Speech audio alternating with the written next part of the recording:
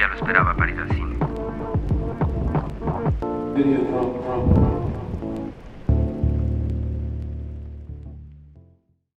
Oiga, de verdad, ¿cómo va a ser nuestro saludo? No sé, pero usted siempre lo hace. ¿Qué tal, gente? ¿Cómo están? Este es nuestro segundo capítulo de Audiodrome. Vamos a hablar en esta ocasión de Second, de John Frankenheimer. Hay que decir, no sé si lo vamos a decir, que este capítulo ya lo habíamos grabado. De pronto se va a ver muy puestas ya las frases porque ya la habíamos repetido. Fue un error mío, lo siento. Es que es difícil, ¿no? Es difícil cuadrar. Pues es que se confunden, digamos, los canales, tratar de que los micrófonos funcionen bien. Tenemos un invitado desde España, que la voz de él también no genere reverberación ni eco. Son varias cuestiones que se cruzan y pues hace que sea bastante difícil como registrar las voces. Pero esta vez creo que ya funciona. Igual nos demoramos como una media hora tratando de configurar. Media hora, 40 minutos. De frustración. Pero bueno, ya creo que todo funciona bien. Ojalá este capítulo se presente, ya si se graba por tercera vez, ya no. La vida nos dice que no grabemos esta mierda, que no sigamos este proyecto. Es John Frankenheimer diciendo que no lo hagamos. Se retuerce de su Y bueno, estamos, como dice mi amigo Sec, con un invitado especial, que es Sebastián García. Hola a todos, ¿cómo están? ¿Cómo les va? No sé si usted quiere decir a qué se dedica, cuáles son sus aspiraciones. Se presente, por favor. Cuéntanos. Bueno, pues yo soy egresado de la Uni Agustiniana y actualmente me encuentro cursando un diplomado de guión cinematográfico en la Escuela de Cine del País Vasco y ahorita estábamos, gestionando proyectos independientes, ¿no? A ver si salimos a hacer cine algún día. Ojalá que sí se haga. Esa es la idea. Claro que sí. Y bueno, amigos, vamos a hablar esta vez de la película Second, una película del año 66 del director John Frankenheimer, que pues no es muy conocido así en la industria. Igual para su época, en la época de actividad, tampoco fue muy conocido, no recibió como tanta aprobación de la academia y tuvo también un desliz, un bache en su carrera debido al alcohol. Problemas de alcoholismo dejaron que después de los 70 John Frankenheimer como que no prosperara así del todo y no como que no circulara bien su filmografía. Vamos a hablar un poquito del director, que es un director bastante interesante, a pesar de que no es muy conocido, pues es muy innovador, ¿no? Ha hecho planos muy innovadores, tiene recursos que son bastante creativos, entonces es bastante curioso mirar toda su filmografía y su vida, su obra y vida. John Frankenheimer nació de la guerra prácticamente, de la Guerra Fría y la Guerra de Corea. Hacía como pequeñas películas, pequeños archivos fílmicos, grabando cuestiones así de la Guerra de Corea, y ahí fue cuando descubrí el cine y pues sintió amor por el cine, que no era un amor así como muy grande, porque él realmente trabajaba para la televisión y todo su trabajo de pronto se desborda en la televisión. Trabajó para la CBS e hizo una cantidad de programas de televisión. Después hizo su primera película, no sé si ustedes se acuerdan de esa, fue tan irrelevante que realmente no tuvo importancia en la carrera. Ninguno sabe, bueno, no, nadie. No recuerdo Se las vamos a dejar en la pantalla. Fue tan irrelevante que nadie sabe cuál fue su primera película. De hecho, a Frankenheimer no le gustó y se volvió otra vez para la televisión. Trabajó unos años más hasta que su primera película llegaría en el año 61, su primera película relevante, que fue Los Jóvenes Salvajes, que es una película que tiene un poquito de cine negro, pues ya el cine negro se había acabado para esa época, se acabó en el 58, pero tiene algo de escombros del cine negro. A John Frankenheimer le gustaba mucho el cine negro, le gustaban mucho las películas de Jean-Pierre Melville, que pues se encargaba de hacer noir francés y fue el creador, el autor de la nueva ola francesa. Ya digamos que desde esta película de Los Jóvenes Salvajes, ya que la mencionas, se empiezan a notar muchos de esas normas, de esos planos que él siempre tiende a utilizar en su película, como por ejemplo ese mal llamado plano latinoamericano, que es grabar la parte inferior del cuerpo humano, o sea, los pies, pero digamos que John Frankenheimer lo utiliza como una simbología poética sobre la gente, digamos, de estratos más bajos o las personas que no tienen tantas comodidades ni riquezas. Y, y también en esta película, digamos que se explota bastante. Mientras todos tenían como un prototipo ahí en Hollywood, ¿no? Un modelo clásico de grabación, pues Frankenheimer hacía estos planos que eran pues algunos holandeses, otros muy contrapicados, ¿sí? Que más que todo le da su sello, su identidad a la filmografía y como dice usted, pues aquí ya lo estaba empezando. Una película pues que se trata de el apuñalamiento a un joven ciego, ¿no? De pelea de bandas de mafias, pequeñas mafias de jóvenes, mafia italiana y mafia puertorriqueña. Entonces pues tiene mucho del cine negro porque pues básicamente esas son sus temáticas, las mafias, la emigración forzada de italianos, irlandeses y todo tipo de mafias latinoamericanas a Estados Unidos. Esa es básicamente Es la esencia verdad. del cine negro. Y también se puede ver, digamos, mucho de eso que dices, de ese drama que viven, digamos, las diferentes personas a partir, digamos, de un mismo hecho. Y cómo, digamos, ese asesinato se ve reflejado en la familia del que asesinan, de los que son jueces, no, sino... No, los que tienen son la evidencia, o sea, esas personas que vieron el acto, pero intentan esconderse, los testigos de la misma justicia, del Estado, como ver realmente a las personas dependiendo, digamos, de su nivel sociopolítico, como algunos tienen privilegios y otros no. Una búsqueda de la verdad que siempre plantea John Frankenheimer, ¿no? Una verdad escondida, una verdad manipulada, donde el protagonista siempre está en esa búsqueda intensiva de la verdad. Después, un año después sale una de sus películas mejores criticadas, de pronto la mejor de John Frankenheimer, si se puede ver, una que también ganó un Oscar, que es El hombre de Alcatraz, El pájaro de Alcatraz, una película basada en un personaje real, un prisionero real, que, bueno, se lo metieron a la cárcel por, también fue un apuñalamiento, Por un asesinato, un sí. asesinato.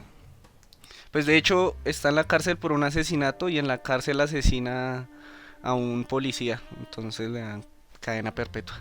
Y ahí en la cárcel, pues se empieza a dar cuenta que le gustan las aves, ¿no?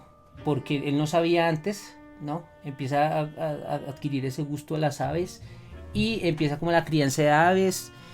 También hace muchos estudios y hallazgos sobre el cuidado y también la salud de las aves. También hay que ver que este es un personaje, digamos, muy duro, que no tiene conciencia o empatía con la vida de los demás, o así se muestra en un principio. Y este, digamos, este encuentro con el pajarito totalmente expuesto a la lluvia y a lo que le pueda pasar, creo que genera un cambio como, como en su visión, dándole esa empatía por la vida misma, que pues se expresa con los pajaritos de una manera muy vasta, por decirlo así. Sí, una redención muy grande por parte del personaje, del protagonista, ¿no? Una de las grandes redenciones que uno ve en el cine, porque empieza totalmente hostil y sale, ya después de muchos años, sale incluso envejecido ya, sale totalmente cambiado y renovado, ni siquiera por las mismas leyes de la cárcel, sino por su propia persona y todo lo que adquirió cuidando a los pájaros, es como que le da un sentido a la vida. Sí, me parece muy interesante ese relato, precisamente por lo que hablan ustedes del arco de cambio que tiene el personaje, ¿no? Digamos que empezamos con un personaje totalmente flemático, ¿no? Que reacciona de esta manera colérica hacia el, digámoslo, hacia el sistema, hacia su contexto, ¿no? Y entra a la cárcel por un, digamos, un crimen que, bueno, cada espectador puede evaluar, ¿no? A juicio moral. Y dentro de la cárcel, digamos que tenemos ese personaje que no se aguanta nada prácticamente, ¿no? Termina otra vez cayendo en el crimen y, digamos, de esa, de esa postura tan fiel del personaje sobre la repelencia ante el sistema, digamos, hace como que automáticamente el mismo personaje se aísla del mundo, ¿no? termina aislado porque lo meten al calabozo, sufre un resto, ta, ta, ta. Es decir, prácticamente se vuelve una tragedia increíble, ¿no? Y ya después cuando entra ese aislamiento, el pájaro es el que surge el cambio del personaje, ¿no? En una película donde dura como 2 horas y media, ¿no?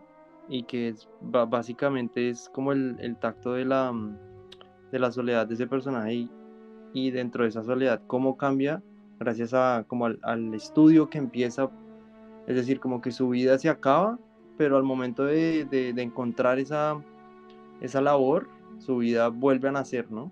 Y nace y se vuelve otra persona totalmente dentro de una condena, ¿sí? Es decir, es una película increíble para analizar el cambio del personaje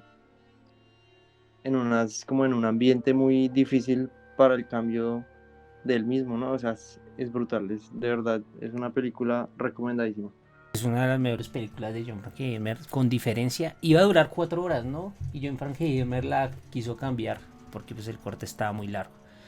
Siempre ¿Ah, sí? hacía ese tipo de cosas así. Él No como que sabía. ya las películas estaba producida y llaman a John Frankenheimer y él dice, no, cambiemos todo esto porque no, así no puedo trabajar. Él hacía ese tipo de cosas. Un personaje, ya para acabar, un personaje que le dicen el hombre de Alcatraz o el pájaro de Alcatraz, pero realmente crió los pájaros en otra cárcel. Después lo llevaron a Alcatraz y ahí como que terminó de cumplir su condena. En Alcatraz no pudo criar pájaros, no le dieron esa oportunidad. Y bueno, llega en ese mismo año otra de las grandes películas de John Frankenheimer, ya estrictamente más política, que se llama Siete días de mayo. Ah, no, perdón, El mensajero del miedo llega primero. 2 años después llega Siete días de mayo. El mensajero del miedo, gran película. No sé quién de ustedes se la pilló. Pues es una película interesante sobre cómo le lavan la mente a unos soldados, el ejército Corea. coreano y otras fuerzas por allá comunistas. Y pues es bien interesante y digamos para recalcar esa actuación de Frank Sinatra, que era un artista importante, digamos en esa época. Frank Sinatra ayuda a producir esta película. Es de los más interesados en que se haga realidad desde que conoce el guión. John Frankenheimer aquí deja ver también su postura, digamos, en cuanto a la política, a lo que estaba pasando en la actualidad o lo que él estaba viviendo en ese momento. Y empieza a florecer como su cine de intriga aquí en esta película, porque en El hombre de Alcatraz como que todavía no. Aquí ya en el momento final, cuando el hombre pues se para desde un punto muy alto, a apuntarle con un francotirador a la propia madre, porque le lavará Sí. el cerebro, y al presidente que lo quieren derrocar. Hay como un suspenso en ese momento, ¿no? Un suspenso muy grande, una intriga muy grande a ver si la matan o no. A ver si el man... Porque el man como que tiene lavado el cerebro, pero al mismo tiempo también siente ese amor por su madre. O sea, es esa lucha, es esa dualidad. Una muy buena película, actuación brillante de Frank Sinatra. Aunque más que amor, yo creo que ese personaje realmente odiaba a la mamá, al personaje como tal Pero de la era mamá. un amor ya como ya familiar, o sea, un amor que no se puede quitar por mucho que usted no le gusten los ideales de su Yo madre. creo que dentro de la trama de la película, a él se alcanza a dar cuenta que la mamá es como el punto americano, o sea, es la encargada en América de manejar todo de que sigan los planes. Llega 7 días de mayo, otra participación de Bruce Lancaster, un gran actor que pues fue el protagonista de El pájaro de Alcatraz. Muy buena película también, cortica, es bélica, no muestra escenas violentas, pero es bélica, Es bien política. es bien política, Como exacto. todo lo que hace John Frankenheimer. Kirk Douglas también hace una gran actuación acá Como abogado. como Sí, abogado. Kirk Douglas. De hecho, en esta película, Kirk Douglas iba a ser el malo, el personaje más interesante de la película. Pero quería trabajar con Bruce Lancaster, y entonces le dijo, no, pues usted sea el malo y yo voy a ser el bueno, que no es tan, o sea, no es tan llamativo. Entonces, pues hicieron esta gran película también muy buena. Que esto de esta, ¿cuál fue la? Ah, no, El mensajero del miedo fue que un año después hicieron como ahí un poco Con las el teorías, presidente, con el la presidente conspiración con el Uh. presidente Kennedy, porque un año después matan al presidente Kennedy, pues la película trata de un golpe de estado donde matan al presidente con un francotirador. Mucha o sea, casualidad. Mucha casualidad. Ya pues ya después se dan cuenta que es mera casualidad, que no tiene nada que ver. Que John Frankenheimer no haría eso. O por lo menos pues eso es lo que se sabe. En 1964 llega otra de las grandes películas de John Frankenheimer, que es El tren.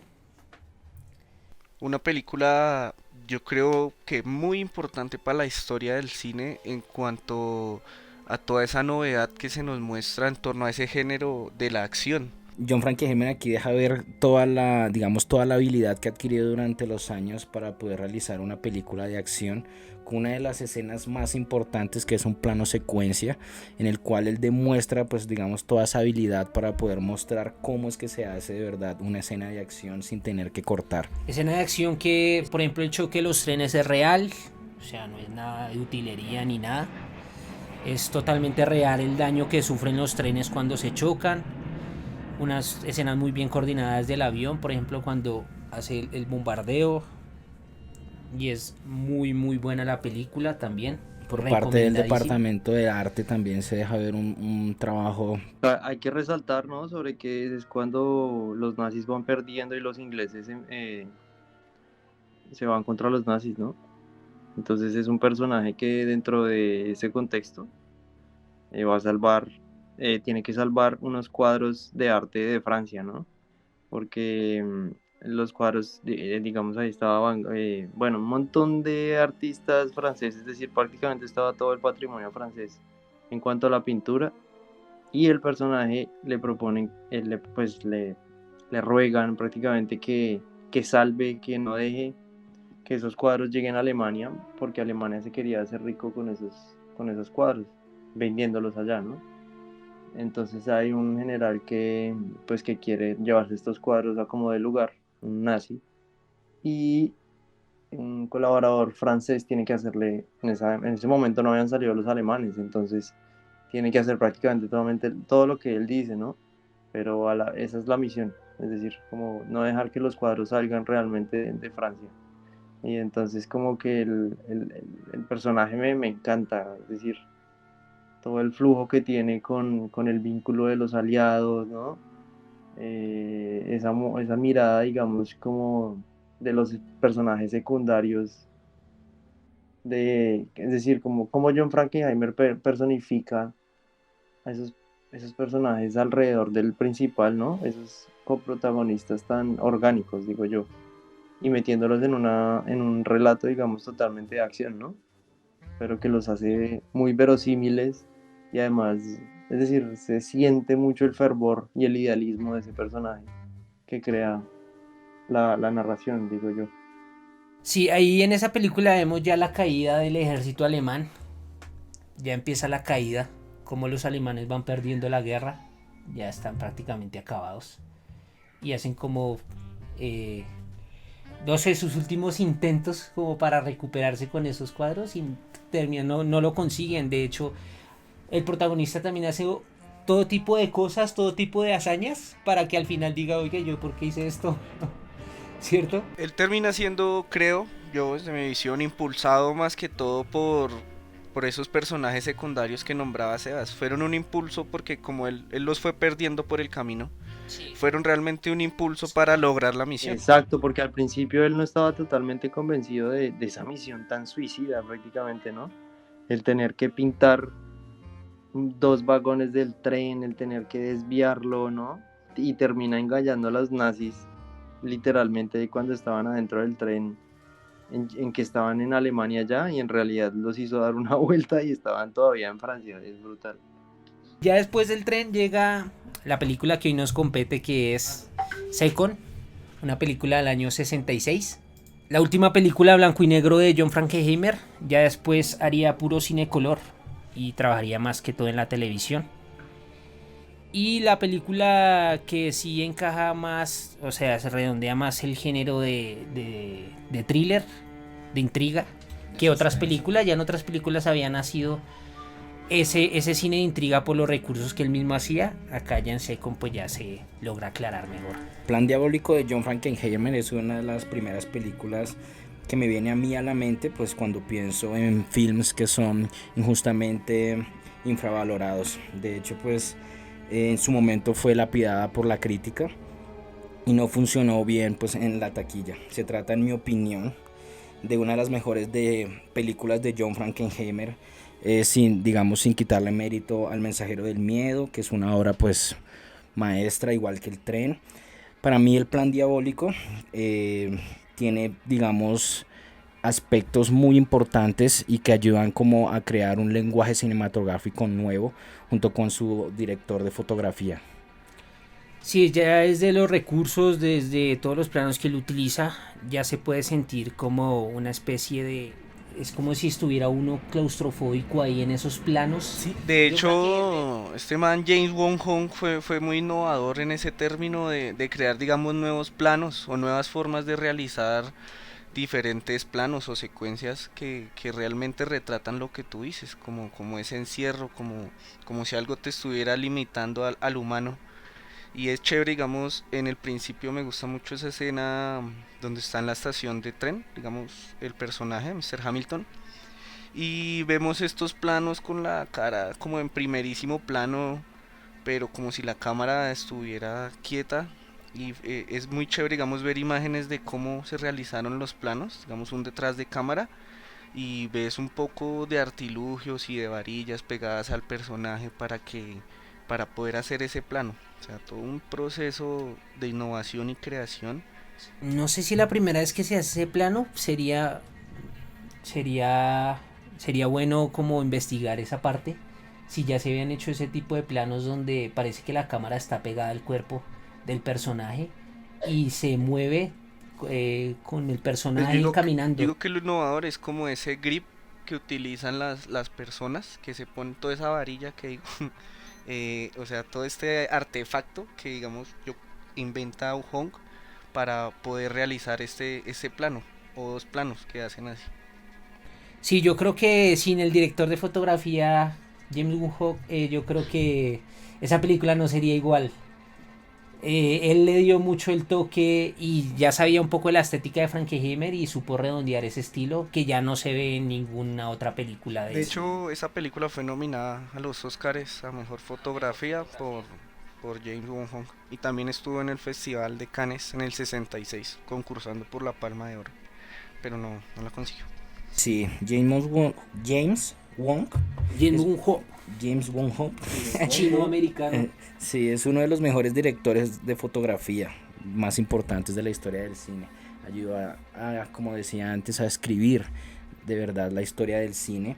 Para esa época, ya cuando grabó Seconds, ya contaba con casi o más de 60 años de edad. O sea que tendría ya un trayecto muy importante en la creación de films y de series para la televisión, que también fue allí donde trabajó y aportó más, digamos, con su talento.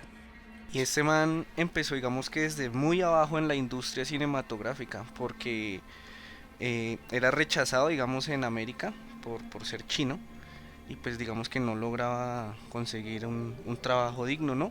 Pero se fue abriendo puertas poco a poco desde un estudio de fotografía, donde digamos que el man tenía la libertad de crear fotografías a su antojo, y digamos que fue reconocido en un principio como un muy buen fotógrafo, y ya después, como decía, se abrió camino desde la televisión como asistente de cámara hasta el gran director de fotografía que conocemos hoy. Hizo técnicas de claroscuro, el fondo negro, traveling, todo tipo de cosas que revolucionó al cine, sobre todo en la parte de fotografía. Entonces vamos a empezar con el transcurso de esta película.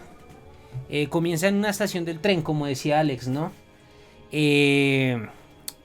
Nos encontramos con este personaje, Arthur Hamilton, que es un personaje que está vacío, triste, no se especifica muy bien el origen de ese vacío que siente, esa tristeza, y lo encuentra otro personaje incógnito que lo persigue. Es una persecución en una estación del tren, una persecución del cual pues Arthur no sabe que lo están siguiendo, ¿no? Y este personaje le da a Arthur como una especie de papelito, así secretamente. Con una dirección que Arthur ve en el tren, ya cuando se sube al tren. Y ahí empieza como los problemas, ¿no? Porque Arthur como que no se encuentra asustado por eso, ¿no?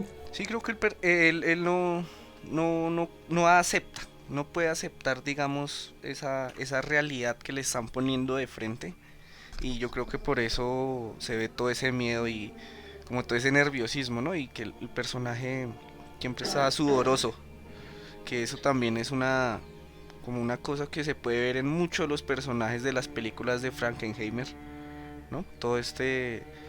Esa dirección de arte para que sea un personaje asustado y siempre sudando. Más que dirección de arte y más que lo estético externo, digamos, lo importante es cómo empieza la historia, o sea, qué es lo que se va a plasmar, qué es lo que se va a dibujar con estos artistas grandes de los que hablan, ¿no? Es decir, ese fotógrafo parte, o digamos que su materia prima para ser tan, digamos, talentoso y, digamos, exprimir todos estos valores semióticos, parten de ese personaje tan misterioso, ¿no?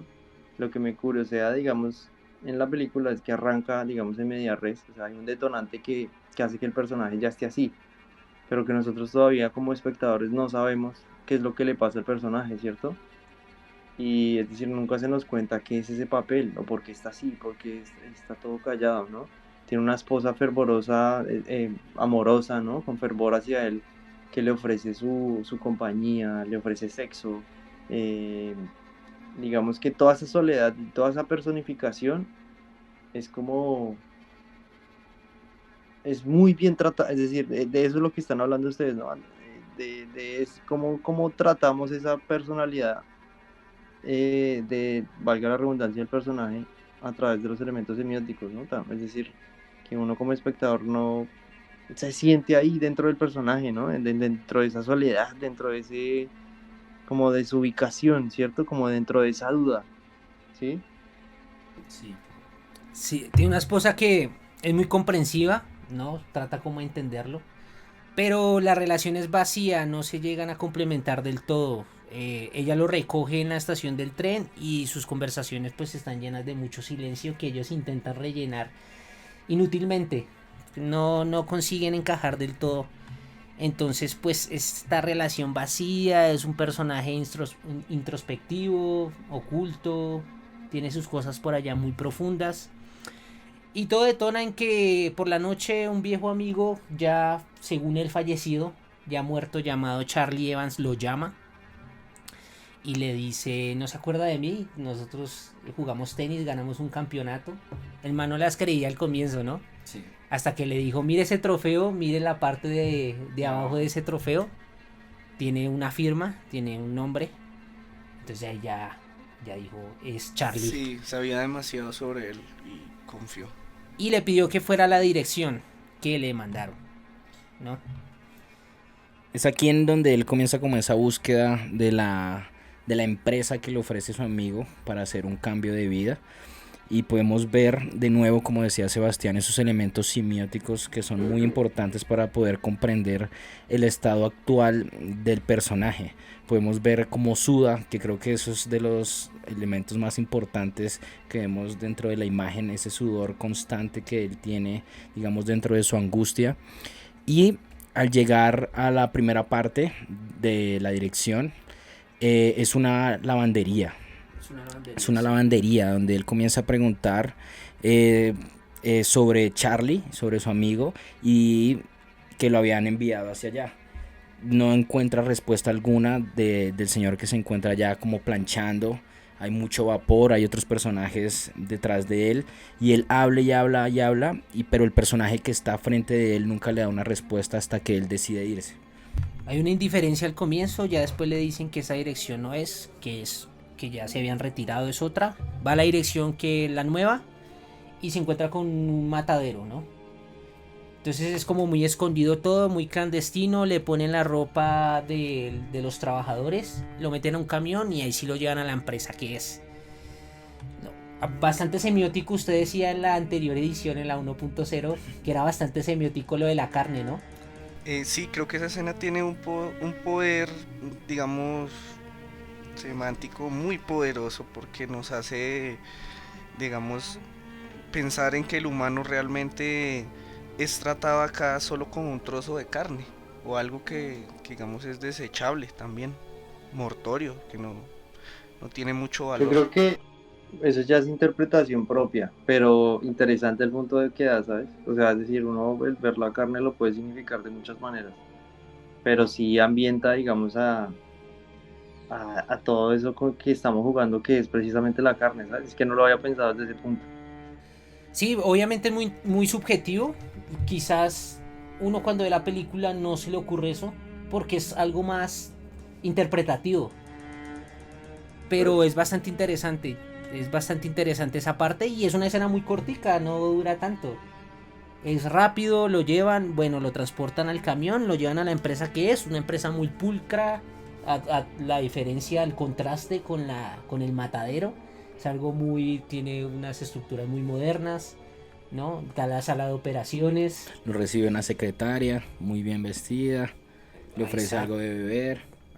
Es muy bien atendido, es así el servicio, pues ahí sí Arthur no se puede quejar del servicio, se puede quejar de otras cosas, pero no del servicio. Bueno, digamos que aquí es importante esa bebida que le da la secretaria, puesto que después de aquí él se sumerge como en un sueño donde se ve a él mismo violando a una mujer, digamos, desconocida. Y también vale la pena, digamos, aquí en esta escena, digamos, la visión que tenía tanto el director de foto como John Frankenheimer, y es mostrarla de una manera, digamos, expresionista, tomando todos estos elementos del expresionismo alemán que uno puede ver, digamos, ahí más firmes, con los decorados y los lugares donde se realizan las escenas y cómo se pierde la perspectiva, cómo se deforman los espacios.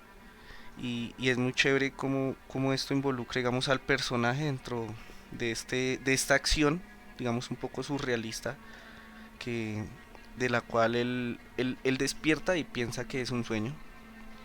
Sí, es la película más expresionista de Frankenheimer.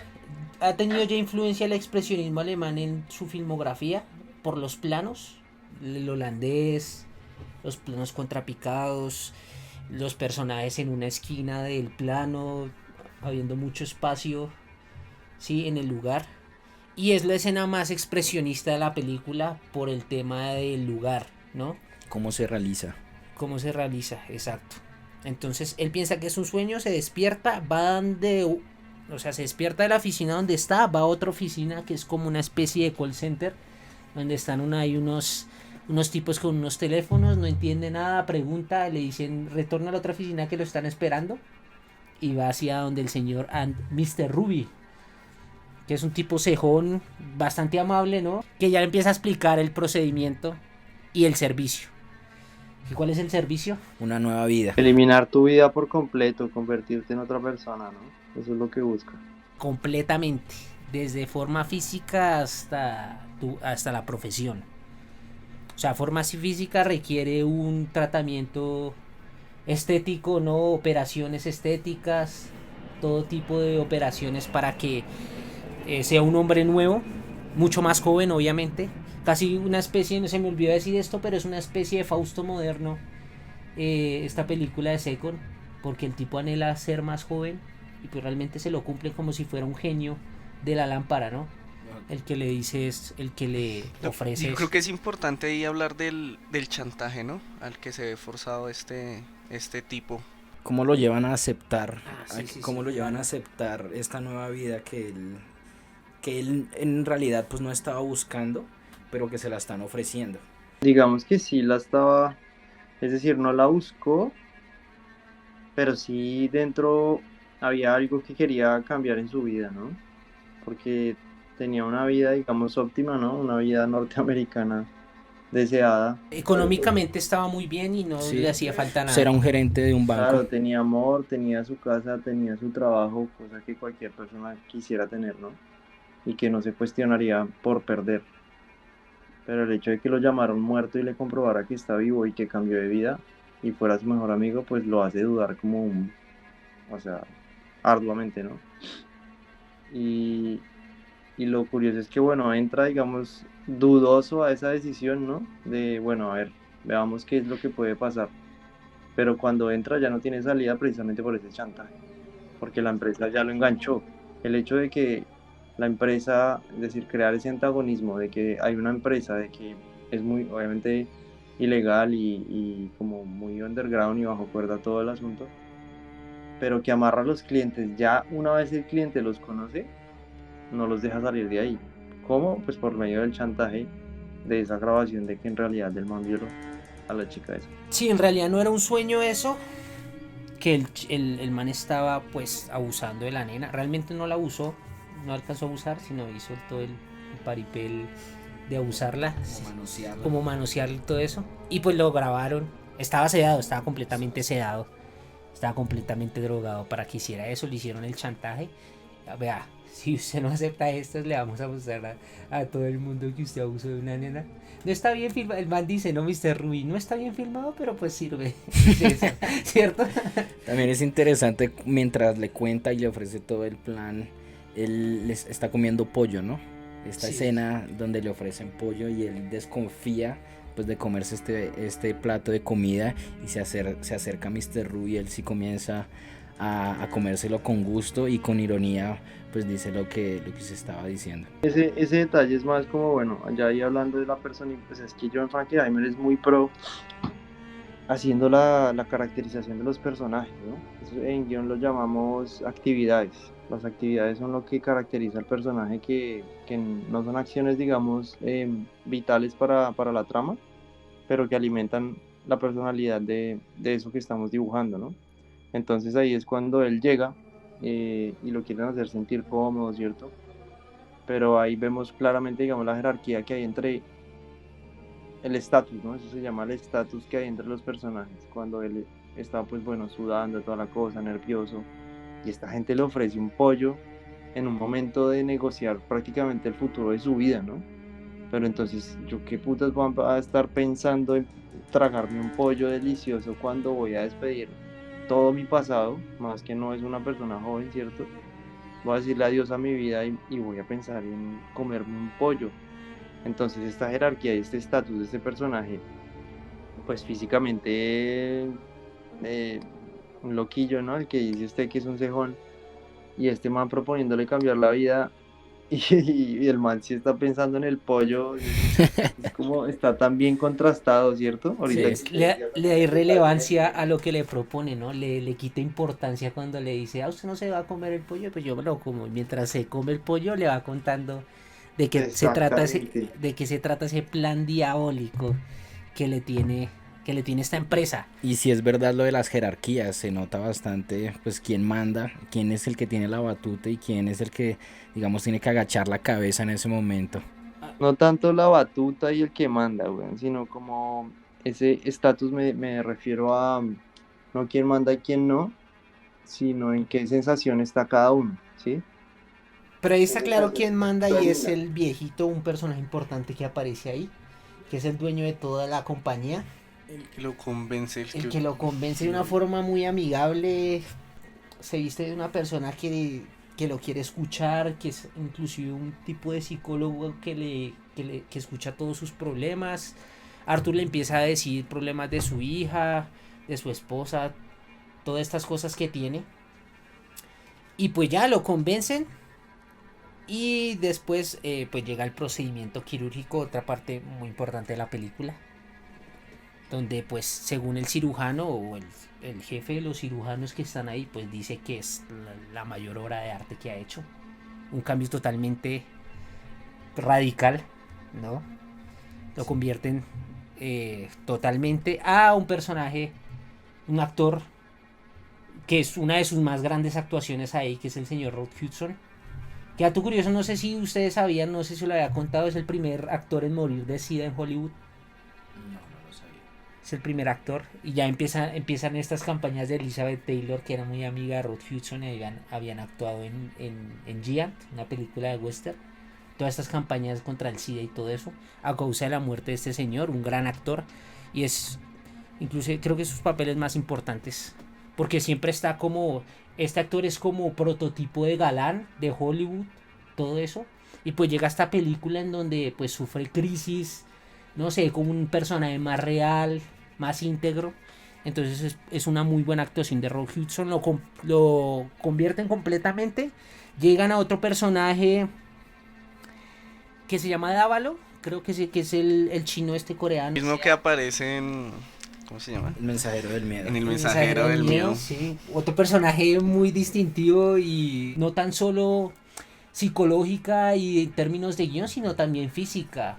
Algo que usted pueda recordar, las cejas del señor, de Mr. Ruby, el bigotico tipo Dalí o Velázquez de Dávalo. Calvo, chiquito. chistoso. Sí. Ese es el Es que que es lo... toda una odisea, es que prácticamente Frankenheimer dibuja ahí toda una odisea de ese personaje, ¿no? Entrando a esa navegación, digamos, de etapas y encontrándose con esos personajes, ¿no? Este personaje es el que lo orienta como profesionalmente, le dice, antes de que él se encuentre con el personaje, lo drogan y le empiezan a preguntar cosas, entonces el man dice que su mayor inspiración es el tenis, ¿no? Y dice, no, eso no se puede, no, eso no podemos darle eso ese no va a trabajo, eso no va a pasar. ¿Qué otra cosa ¿Qué otra quiere? cosa quiere? Bueno, no me gustaría ser pintor, entonces a eso sí lo orientan. Le muestran todas las carreras que potencialmente va a hacer, ¿sí? Incluso le orientan con los periodos artísticos. Cuando llega al aeropuerto hay otra cosa interesante, es que se encuentra con me imagino que es un empleado de esa compañía, ¿no? Que se le encuentra y le dice, te invitaría a una copa, pero ¿sí se acuerdan de esa escena? Sí, claro, y da a realzar mucho, digamos, cómo esta compañía empieza a de una u otra manera querer manejar todos los momentos de la vida de este nuevo ser que crearon, de Tony Wilson, porque además cuando llega a su casa pues está vigilado por ese otro personaje que es John, y pues que es el que básicamente le dice los pasos que tiene que seguir en su vida, que es, digamos, empezar a ser amigos, a crecer su vida social.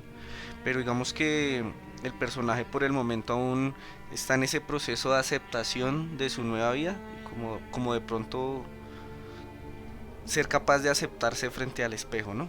Cuando ve ese nuevo rostro. Es un personaje muy asocial, realmente no se quiere relacionar con nadie todavía, quiere mantenerse ahí en su casa, que pues lo ponen en un lugar, una condición que realmente muchos quisieran anhelar, vivir del arte, tener una casita en la playa, ¿no? Son ese tipo de cosas que pues hace la compañía para que, entre comillas, mejore su vida. Le ponen a un mayordomo llamado John, es el que lo orienta, todo. Le ponen personajes que quieren darle como importancia al protagonista, ¿no? Por ejemplo, el personaje del aeropuerto, ¿sí? Le da como mucha importancia y lo hacen ver como un personaje relevante y como muy célebre. Bueno, después de esto, después de que va a su casita, empieza a vivir en su nuevo hogar, cerca de la playa, muy tranquilo, unas condiciones perfectas, inmejorables. Wilson se empieza a dar cuenta que también al momento de pintar pues no logra hacer lo que ya está predeterminado, ¿no? En sus obras. Ya le pusieron un trabajo, ¿no? Una obra artística. Se frustra, Wilson empieza a frustrar y no alcanza lo que ya está puesto ahí. Creo que esto es lo que posibilita, o sea, al ver, digamos, esta compañía que Wilson no se está adaptando a lo que ellos quieren, a lo que le plantearon desde un principio, al no lograr su plan diabólico, creo que ahí es donde entra este personaje de la mujer, que de cierta manera le vuelve a dar un cambio o un giro a tanto a la personalidad del man como a la narrativa que lleva la película. Tiene un peso importante ella, ¿no? Cuando entra, digamos, a escena y trata de convencerlo a él. Él trata otra vez, digamos, como de retomar y de seguir, digamos, con el plan que le estaban indicando a la empresa. Vemos como él trata de seguir las obras, de intentar pintar, pero pues la frustración nunca se va. Y el mayordomo pues siempre como que lo incita también a que haga una reunión con sus vecinos, ¿no? Para que puedan convivir y para que él, digamos, pueda como interactuar con otros sin que él supiera pues que son de la misma empresa. Sí, es prácticamente como los imanes que lo botan a la aventura, ¿no? Pero lo curioso de ese personaje sí es como que, a ver, uno como espectador no tiene la lectura de que todos esos personajes en realidad no son lo que aparentan, ¿no? Es decir, de eso se trata como la tesis de la película, como de esas apariencias ocultas que hay detrás de los rostros también, ¿no? Sutilmente nos cuenta algo así, porque ese personaje al principio se muestra como sin interés sobre ese nuevo personaje que hay, ¿no? Es decir, cuando ya el man se vuelve pintor y toda la cosa y está por la playa, como pensando y como, guau, ¿qué hice? Bueno, ¿no? Buscando motivación en ese nuevo mundo ordinario que se plantea, aparece ella, ¿no? No recuerdo el nombre, pero Nora. digamos que no tiene, Nora, no tiene interés en él, nada. Y él como que, bueno, no insiste, ¿no? En relacionarse con ella, pero ella después sí le dice como, ay, bueno, venga, empecemos de cero, ¿no?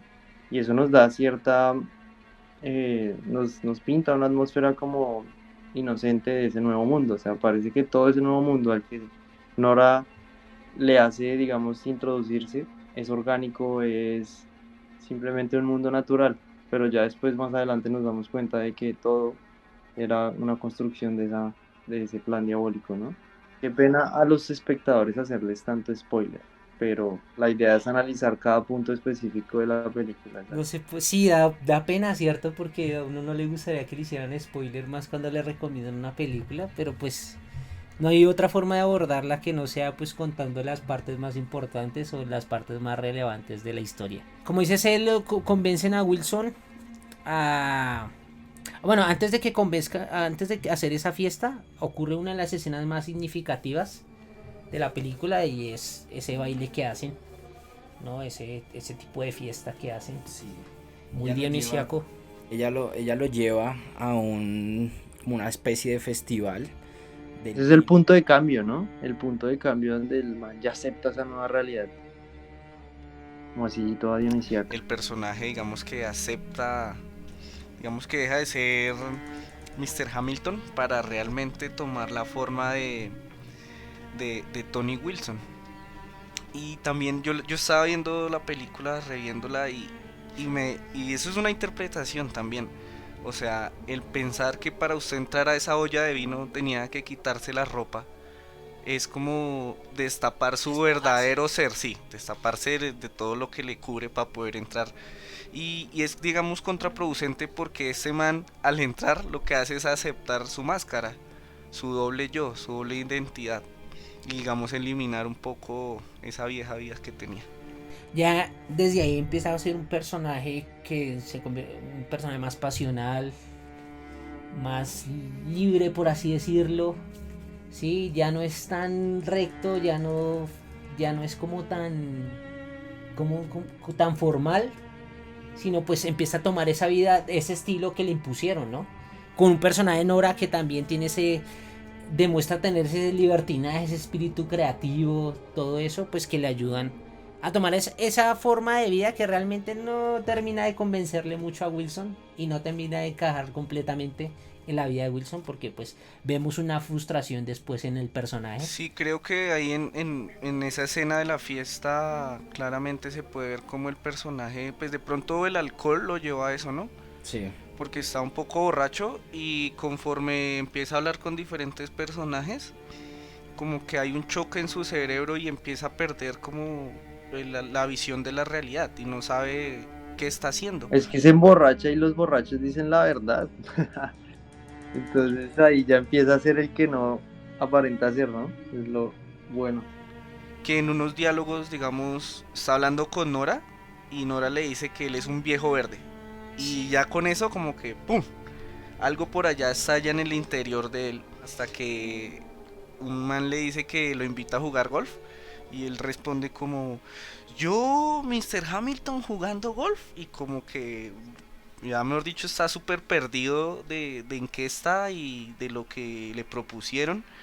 Y esto mismo lo lleva a que todas estas personas que lo rodean lo ataquen de cierta manera. Pero es que y también funciona como semillas, ¿no? Es decir, el sembrar esos comentarios, ¿cierto?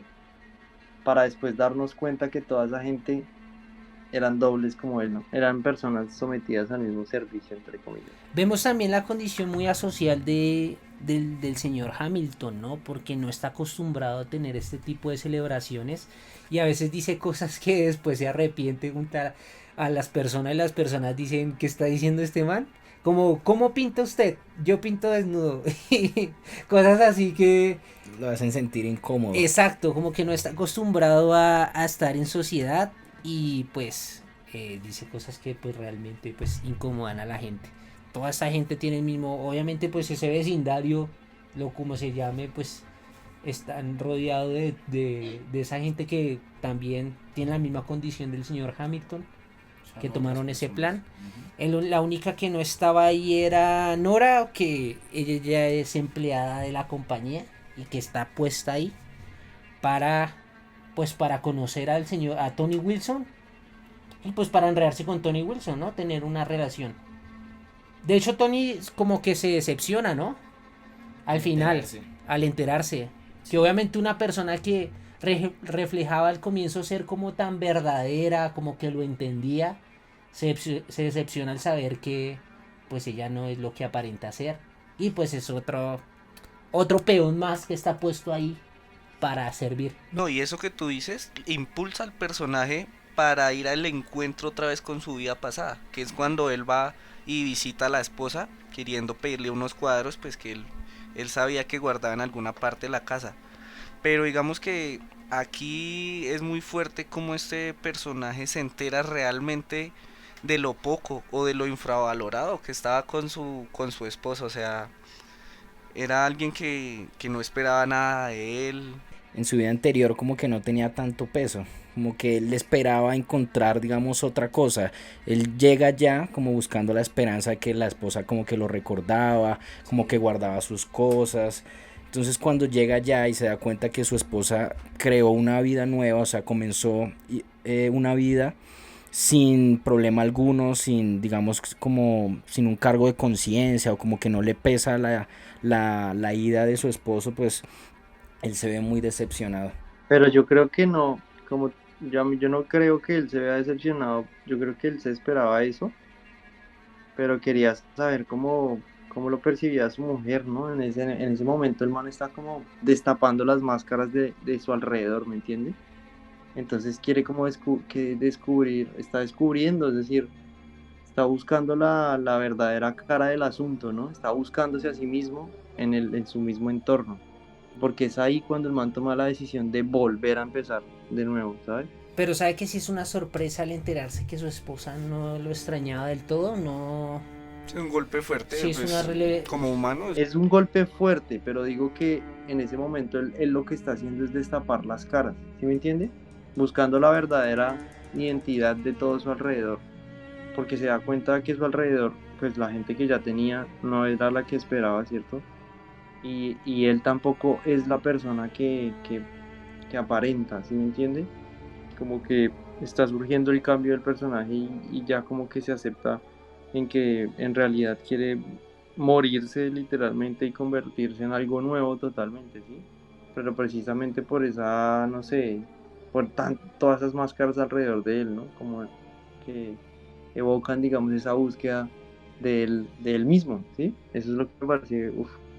Él decide convertirse otra vez, ni siquiera volver a ser la misma persona, sino otra vez como reiniciar otra vida porque no se siente a gusto con la vida que tiene de esa vida de artista. Entonces vuelve otra vez a la empresa y le dicen, usted para hacer eso, para tener otra vez el cambio, tiene que enganchar a otro cliente, a un contacto suyo. Y pues él dice, yo no conozco a nadie, no tengo a quién decirle.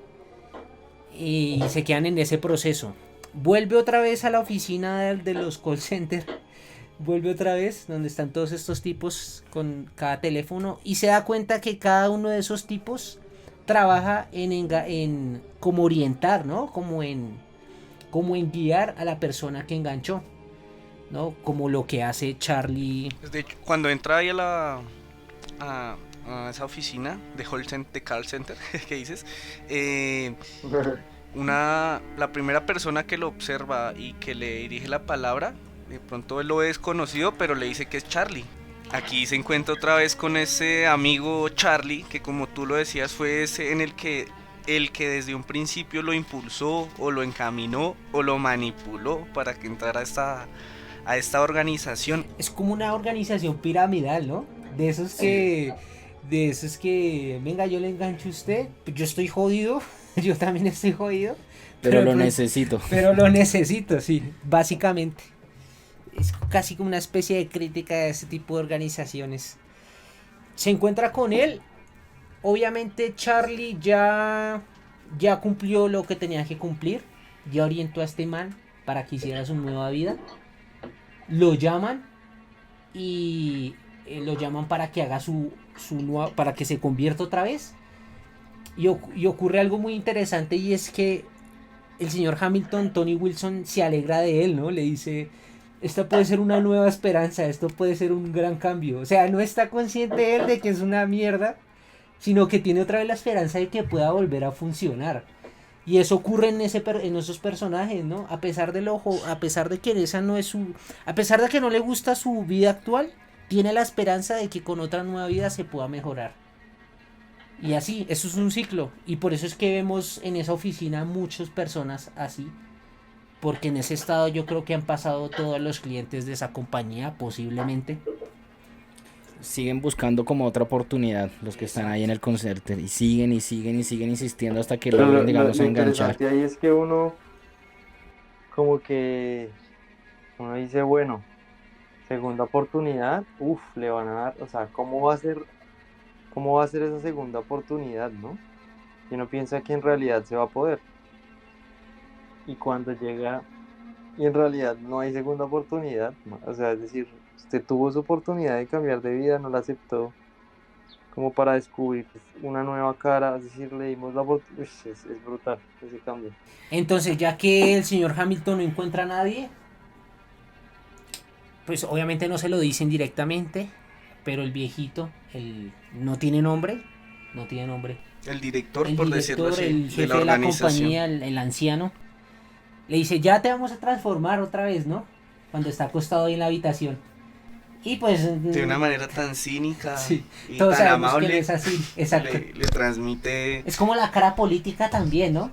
Es como la cara de la sonrisa, de que todo va a estar bien, de que no hay problemas. Y obviamente no es así. Todo muy profesional, porque el cura le pregunta, ¿usted en qué cree? Le vamos a hacer el tratamiento así cuando se muera, según lo que crea. Y pues obviamente pues lo ponen en una nueva vida, pero no terrenal. Uh-huh. Y se despide. Nuestro señor Hamilton no sirvió para la compañía, fue inútil.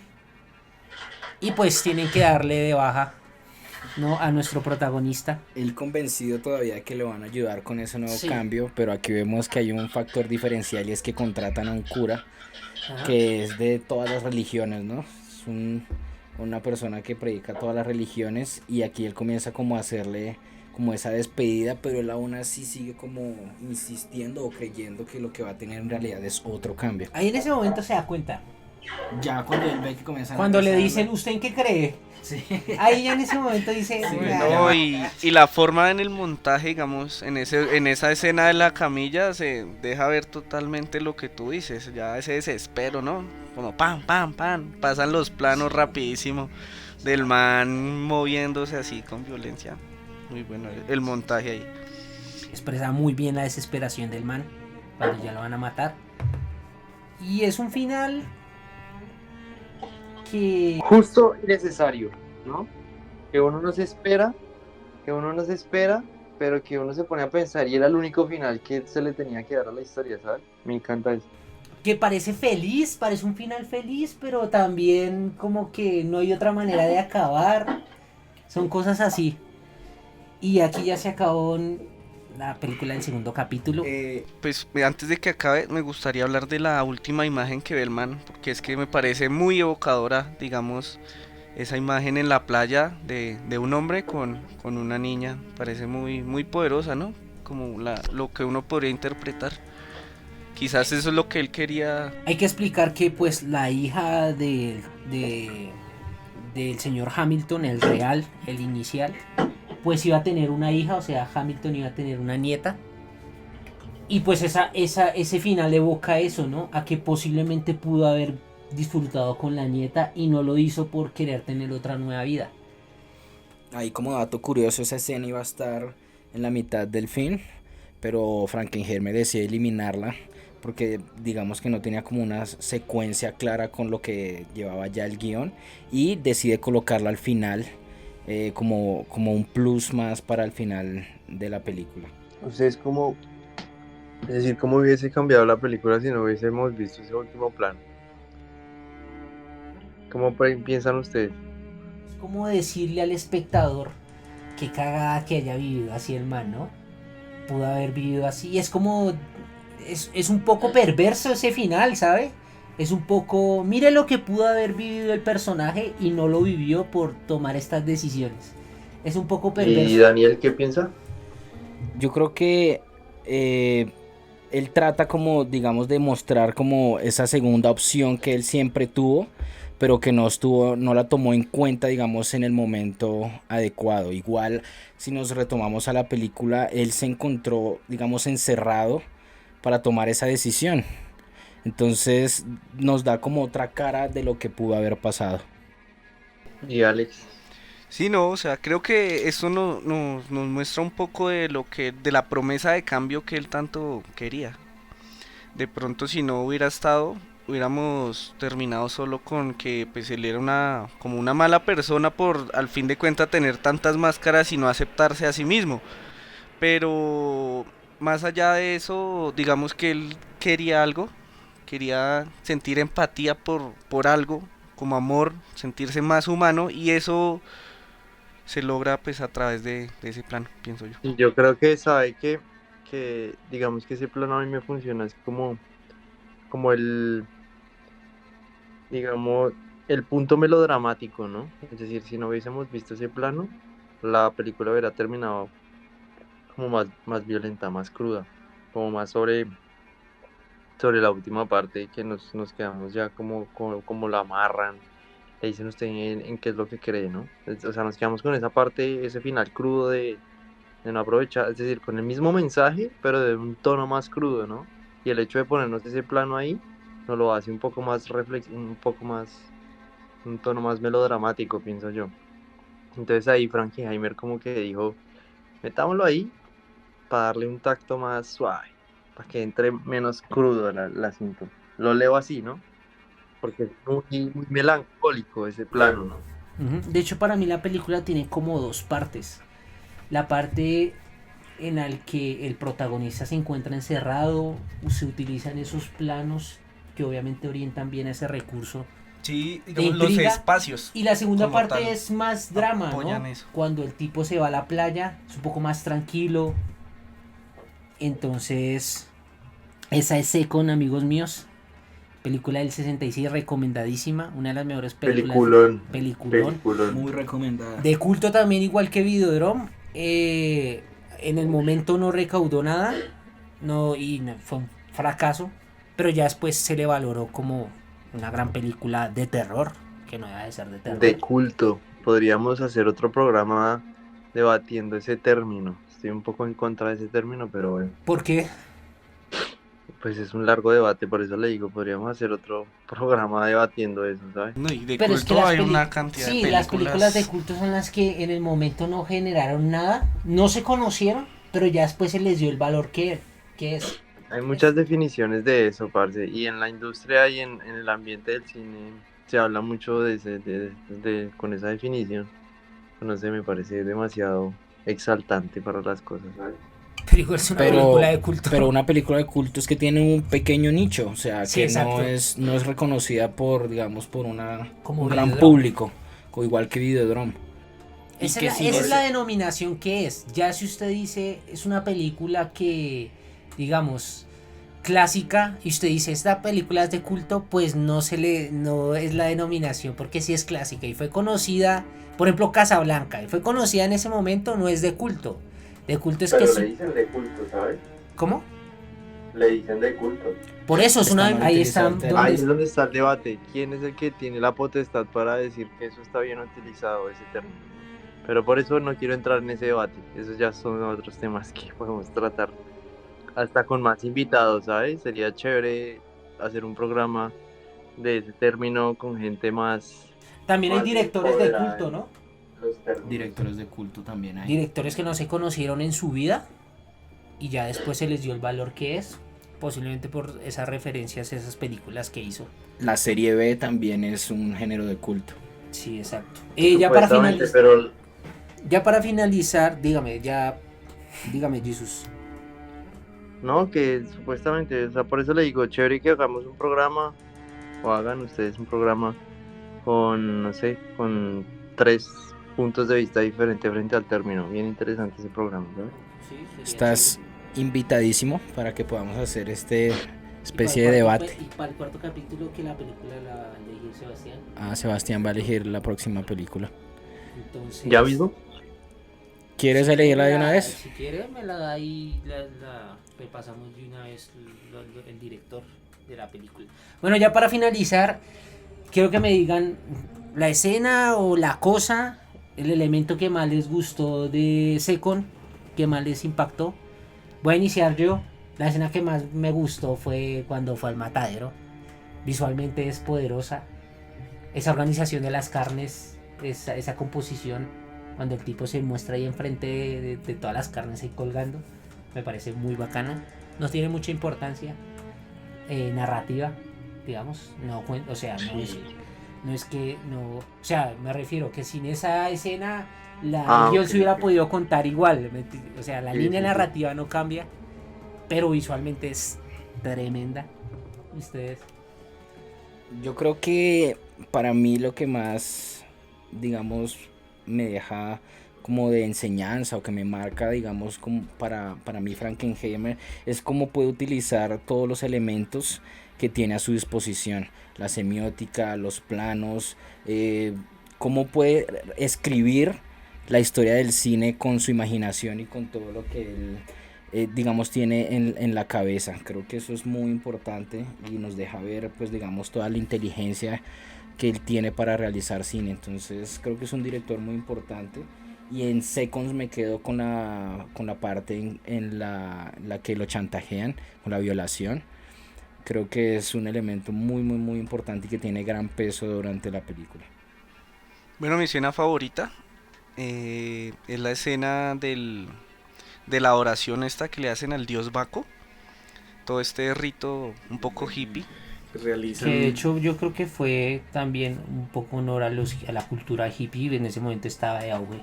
Bueno, podría ser un sentido ahí que le dio. Pero pues a mí me gusta mucho por ese contraste que se puede notar a través de la escena en general entre la naturaleza, digamos, del hombre, el naturalismo total y el materialismo. Y el materialismo al que se ve, digamos, enfrentado el hombre, digamos, en una sociedad actual. Entonces me parece que ese contraste que existe o que se puede identificar ahí es muy poderoso y alimenta de cierta manera el espíritu de la película o la estética misma que esta maneja. Sí, pues en general el tema y la tesis de la película va con esa autosinceridad, ¿no? ¿Cómo lo llamaría yo? Como en esa búsqueda de la identidad óptima y la cual aceptamos y reflejamos a la sociedad. Y cuál es esa sociedad en la cual estamos, ¿no? Eso es brutal, como él toca. Pero bueno, la parte favorita de mi película es la secuencia, prácticamente desde el inicio hasta que el man se convierte en el otro. O sea, esa personificación de ¿cómo se llama el personaje? Se Olvidé el nombre. llama Arthur Hamilton, Arthur. Tony Wilson. Uf, es brutal, o sea, cómo está así todo afligido, ¿no? Por algo que no sabemos, luego nos damos cuenta y luego entra en esa empresa, ¿no? Ese pedazo, bueno, de las carnes, y, es brutal, y cuando entra a esa empresa y esas etapas como dantescas, ¿no? Es muy chingo. Nos deja una conclusión esta película un poco desoladora, y es que nosotros no en ningún ambiente podemos acostumbrarnos, siempre hay como esa inconformidad en el ser humano, a pesar de que existan condiciones inmejorables, a pesar de que todo esté puesto ahí perfectamente, no nos vamos a acostumbrar y nos vamos a sentir inconformes y vacíos siempre, ¿no? Pues eso es personal, ¿no? ¿Sabes? Es como, esa es la interpretación tuya, ¿no? Pero cada uno, digamos, hace una lectura propia, ¿no? Puede haber gente que piense que es diferente. Y que el concepto también del capital, el concepto de la felicidad monetaria, pues también está un poco erróneo, ¿no? Que vamos a ser felices con un gran puesto, que vamos a ser felices con una gran cantidad de plata, está un poco erróneo. Y miren que el tipo tenía un buen puesto y pues realmente se sentía igual vacío y triste siempre. Sí, bueno, Pues sí, Digamos, es personal, esa mirada, esa aceptación de las cosas, ¿no? Puede que una persona llegue a ese punto y si lo acepte, ¿no? Pero sí es una mirada triste, desoladora, Sí, sí, sí. desgarradora. Es aterradora saber eso, ¿no? Que no existe condición perfecta nunca. O que podemos llegar a ese punto siempre de no satisfacer. Hay que saberlo, ¿no? No, hay que saberlo porque no sabemos aún. Puede que sí o pueda que no. Y bueno, ya para acabar recomendaciones, para que la gente vea lo que recomendamos, películas relacionadas a Secon o no tan relacionadas, pero más o menos con un mismo estilo, una misma orientación. ¿Y quién quiere comenzar? Bueno, mi película recomendada es El misterio de Silver Lake, una película de misterio y suspenso del año 2018, dirigida por David Robert Mitchell, pues que trata como un hombre, digamos, normal, muy cualquiera de la cotidianidad en California, empieza a descubrir un misterio, y este misterio tiene que ver mucho con la pérdida o las personas que quieren dejar de ser conocidos para obtener otra identidad y asimismo tener otra vida, que es pues de pronto un poco parecido a la historia que nos propone Seco. Yo voy a recomendar El salario del miedo, la anterior edición no me acordaba de la película. El salario del miedo de Henry Georges Clouzot, un director francés. Tienen que vérsela ustedes también. Es un poco de suspenso. Son unos tipos que trabajan cargando como tanques de nitroglicerina en carreteras muy difíciles. Entonces, si ellos frenan o hacen algo indebido, explotan. Es como un trabajo bastante arriesgado. Entonces es una película bastante buena que genera como ese suspenso, y realmente pues es recomendadísima para todos. Me encantó esa película, es muy bacana. listo. Yo les recomiendo que vean El sacrificio de un ciervo sagrado. Es del año 2017. Me parece que es una película muy, muy, muy buena, muy interesante, con una excelente realización de fotografía. Parce, ¿cómo se llama el director de esa película? El director de esta película es Yorgos Lanthimos. ¿De Grecia? ¿De Grecia? Sí, Yorgos Lanthimos. Vean, esta película es muy, muy buena. Van a encontrar pues una realización de personajes también muy compleja. Y nada, pues vean esta película, muy recomendada. Yo les recomiendo Border, hace poquito la vi, una película del 2018. Eh, Véanla, es de Ali Abasi se llama. Es brutalísimo, van a quedar impresionados. ¿De qué trata más o menos? Una pequeña Es sinopsis. sobre es sobre un agente de aduanas que tiene, digámoslo así, la habilidad de oler eh, cuando un cuerpo tiene, digamos, miedo, tiene como, o sea, saben que en las aduanas es como el paso, ¿no? De los extranjeros a otros países. Y ella es una policía con cierta característica física, ¿sí? Con cierta identidad que puede identificar a las personas como por el olfato. Entonces, en medio de ese, digamos, ese contexto, ella percibe o digamos que descubre a un personaje que es igual a ella, ¿no? Entonces es brutal esa relación que pasa ahí y todo el conflicto que se desarrolla dentro de esas dos identidades, es brutal. Estuvo en Cannes, está chimba, está bueno. Ganó el Certain Regair de Cannes 2018. Ok, hay que ver todas esas películas que recomendamos. Interesantes, igual que esta, a pesar de que hicimos mucho spoiler, pues ya la gente se la puede ver con más conocimiento. Ya está como un poco prevenida de lo que va a pasar. También es bueno ver películas así. De hecho, nuestro público debería verse las películas antes de escuchar el podcast, pues como para una comprensión, pero igual Que no pierdan de pronto también ese como ese asombro de ver la película eso es por importante. primera vez. Ujú. Y bueno, amigos, Nada, hasta muchas la gracias. próxima. Visiten Gracias. el canal de Memorias del Cine, que es un canal donde se suben pues varias escenas de películas. Ahí está la escena que tanto le gusta a Alex, solo que sin los desnudos porque pues YouTube no deja. Las escenas de las Dionisias, donde hacen esa fiesta, comprimen las uvas para hacer vino. Y ya. Rito al dios Baco. gracias Amigos, muchachos. gracias. Muchas gracias a todos y nada, vean cine todo el tiempo, que viva el cine. Viva el Viva, cine, viva, puta. síguenos en Puta, el Audiodrom. Bye bye. Gracias.